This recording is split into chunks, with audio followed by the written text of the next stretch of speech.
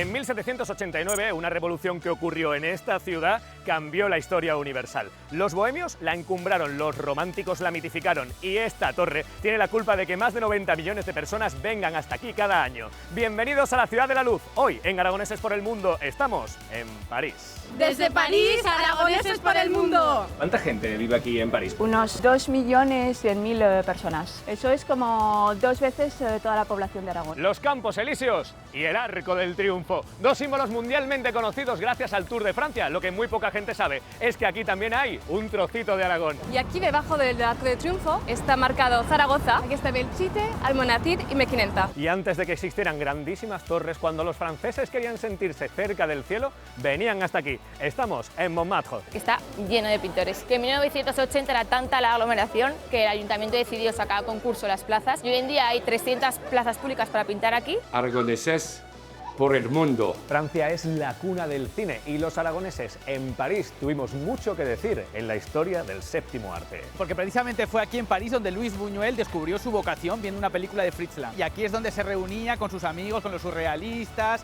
aquí se reunía también con Unamuno. A que pinta bien el programa de hoy. Estén quietos, no se muevan porque hoy retratamos la vie en rose de 4 aragoneses por el mundo en París. Il me prend dans ses bras, il me parle tout bas, je vois la vie en rose. Il me dit des mots d'amour, des mots de tous les jours, et ça me fait quelque chose.